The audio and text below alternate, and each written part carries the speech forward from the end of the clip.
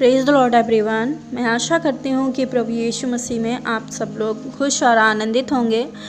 परमेश्वर का धन्यवाद हो कि प्रभु ने आज की सुबह हम सबको नया जीवन दिया है। इस जीवन के लिए प्रभु का बहुत धन्यवाद। और आइए हम सब लोग प्रार्थना करेंगे अपनी आंखों को बंद करते हुए, फिर परमेश्वर के द्वारा बताए गए उस वचन को सीखेंगे जिसके द्वारा परमेश्वर हम सबसे बातचीत करना चाहते हैं। आइए हम लोग अपनी आंखों को बंद करें। धन्यवाद हो स्वर्गीय पिता, मैं आपका धन्यवाद करती हूँ। स्तुति रूपी सिंहासन पर विराजने वाले, करूबों के बीच में रहने वाले, युगान युग से परमेश्वर हम आपकी महिमा करते हैं। आप जो थे, जो हैं और जो सनातन तक परमेश्वर युगान युग तक रहेंगे।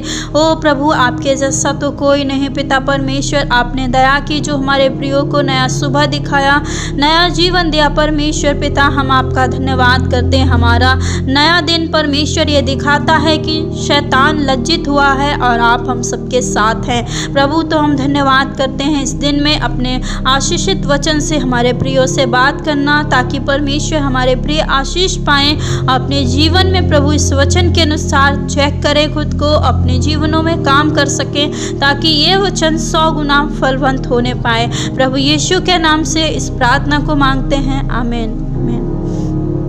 आज परमेश्वर जो हम सबसे बातचीत करना चाहते हैं वो एक टॉपिक है कि कई बार हम दूसरों की चौकसी बहुत करते हैं और खुद की चौकसी करना हम भूल जाते हैं। चौकसी करने का मतलब जज करना होता है, देखना होता है खुद को और दूसरों को भी। कई बार हम देखते हैं, हम क्या करते हैं, हम अपने पड़ोसी को चेक करते हैं, देखते हैं, अपने बच्चों को देखते हैं, अपने हस्बैंड अपनी वाइफ को देखते हैं, अपने रिश्तेदारों को देखते हैं कि ये कैसा जीवन जी रहे हैं, ये कैसे हैं, प्रभु में अच्छे हैं या बुरे हैं। कई बार हम उनको चेक करते हैं, उनको देखते रहते हैं, उनको देखते देखते हम खुद को देखना भूल जाते हैं। तो हाँ, लेकिन परमेश्वर का वचन कहता है कि हमें खुद को देखना भी बहुत ज़्यादा ज़रूरी है। इसीलिए हमें बाइबल दी गई है, और बाइबल एक ऐसा आईना है जिसमें हम प्रतिदिन अपने आप को देखते हैं और ठीक करते हैं और पाते हैं कि हमें क्या अच्छाई और क्या बुराई है। तो परमेश्वर ने हमें बाइबल एक आईने के रूप में दी है, जो हमारे व्यक्तित्व को हमें देखने में मदद करती है।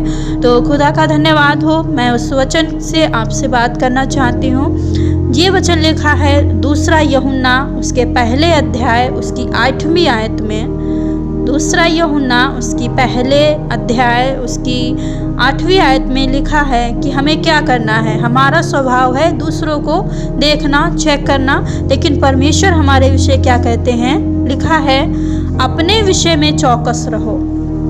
यहाँ पर हमारे पड़ोसी के लिए, बच्चों के लिए, पत्नी पति या रिश्तेदारों के लिए नहीं लिखा गया है। परमेश्वर का वचन कहता है कि अपने विषय में चौकस रहो। क्यों रहें चौकस? हम आगे पढ़ते हैं कि क्यों रहना है हमें चौकस। कि जो परिश्रम हमने किया है उसको तुम गवा ना दो। क्यों हमें चौकस रहना है अपने विषय में? हमें अपने विषय में परमेश्वर का कलाम कहता है इसलिए चौकस रहना है क्योंकि हमने परमेश्वर में बहुत सारा परिश्रम किया।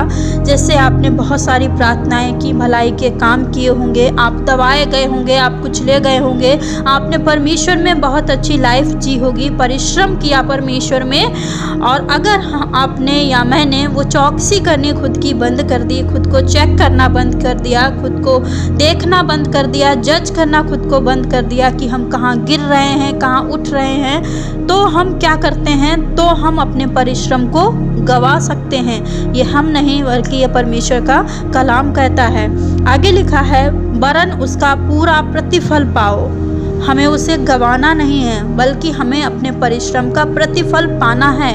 अब जब तक हमें प्रतिफल ना मिल जाए तब तक हमें क्या करना है? प्रभु के वचनों से खुद की चौकसी करनी बहुत ज़रूरी है।